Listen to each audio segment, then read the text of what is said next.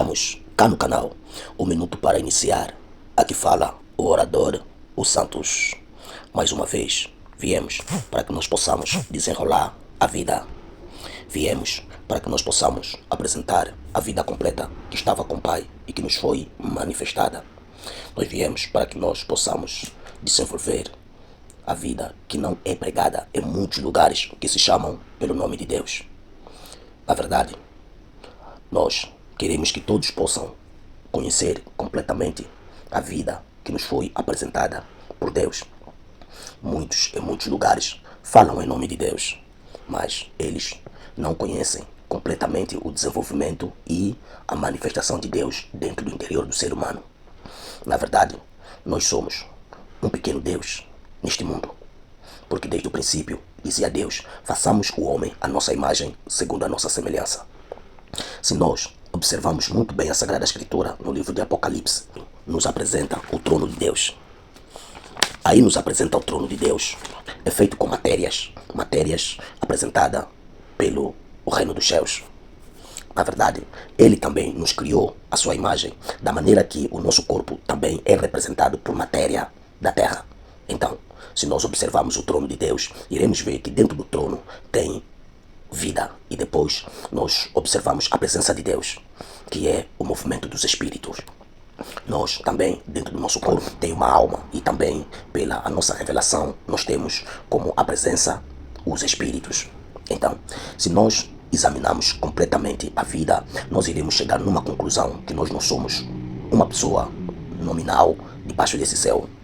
Então, nós iremos concluir que nós não viemos neste mundo para sofrer, mas sim é para que nós possamos treinar a nossa mente, treinar a nossa alma, treinar completamente a nossa vida para que nós possamos elevar a outra etapa, que é a vida contínua na presença de Deus. Se nós não entendemos completamente esses movimentos, nós iremos colapsar. Nós iremos colapsar porque nós iremos viver neste mundo inutilmente. E uma vida inútil é uma vida na qual gera dor e sofrimento, e uma vida sem propósito. Então, nos foi apresentado um projeto. E na verdade, este é o projeto de Deus. O projeto de Deus vem com o intuito para que nós possamos desenvolver completamente a nossa vida em particular. O projeto de Deus, ela é uma pérola encontrada pelos seres humanos. Se nós entendemos completamente sobre este projeto, então juntos estaremos engajados para desenvolver este projeto. Bom, hoje queremos apresentar mais um tema que diz-nos a visão demonstrada no Evangelho. Na verdade, o Evangelho é um projeto declarado por Deus para a construção de uma sociedade melhor. Se nós entendemos o Evangelho, nós sairemos de todas as confusões e armadilhas do diabo. Se nós descobrimos que o Evangelho veio para que nós possamos ter uma sociedade mais respeitosa e organizada e fora dos conflitos malignos, então nós juntos iremos batalhar para que possamos cumprir a demonstração clara do Evangelho. Bom, eu quero que nós possamos entender que já Cristo, que é o poder de Deus, que é a sabedoria de Deus, foi encarnado numa carne com o nome de Jesus. No livro de João, capítulo 1, versículo 1, explica-nos que no princípio era o verbo estava com Deus, e o verbo era Deus, ele estava desde o princípio com Deus, e todas as coisas foram feitas por ele, e sem ele nada que foi feito se fez. Todas as demonstrações que nós ouvimos a falarem em nome de Jesus, nós devemos analisar muito bem consoante a Sagrada Escritura. Na verdade, Jesus é o mestre. Jesus veio para que possamos entender completamente qual é o nosso propósito de vida debaixo desse céu. Jesus veio para que a nossa vida não seja atribulada, ter uma vida com mais cautela, ter uma vida com mais entendimento, ter uma vida mais quieta, ter uma vida de mais ações de amor. Então, ele veio para que possa nos ensinar que nós iremos morrer um dia. Ele veio para nos explicar para que nós não possamos abraçar este mundo como se fosse a última bolacha do pacote.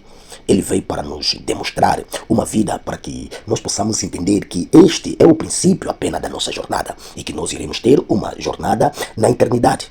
Então, se nós entendemos completamente a demonstração do Evangelho, nós não iremos ser atribulados, nem tampouco enganados por homens que se chamam pelo nome de Deus. O Evangelho não é a demonstração de coisas carnais.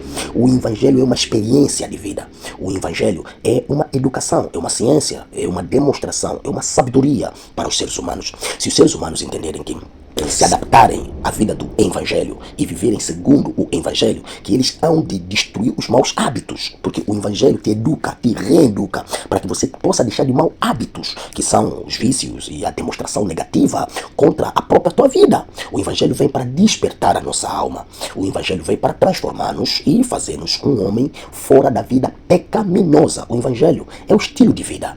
O Evangelho não é aquilo que nós buscamos. Buscamos poder, mas poder de uma forma completamente diabólico, que muitos buscam hoje em nome do Evangelho.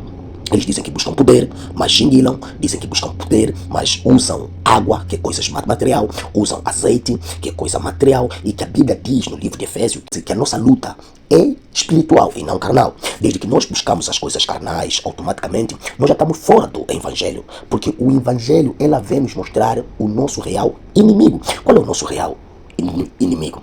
O nosso real inimigo é a barreira dos nossos projetos, dos nossos planos e o nosso crescimento debaixo desse céu. Nós temos um limite debaixo desse céu e nosso limite é Deus. Tudo quanto nós precisamos é de atingir o propósito de Deus. Nós queremos Deus. Queremos andar com Deus. Então, nós quando desviamos do nosso foco, do nosso limite, então isso causa colapso mental, causa dor, causa sofrimento e causa uma vida não saciável. Então, o Evangelho vem para nos mostrar a real luta debaixo desse céu. Se nós entendemos a nossa luta real, então nós vamos deixar todas as coisas que nos distraem para trás. Quais são as coisas que nos distraem? A bebedeira, a prostituição, a mentira, o ego, a inveja.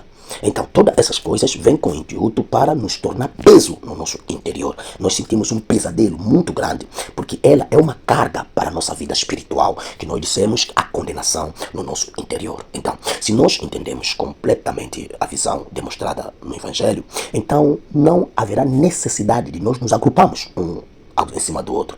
Por quê? Porque cada um tem a sua visão, a sua demonstração, a sua força, a sua energia no Evangelho, que é a sua revelação interna.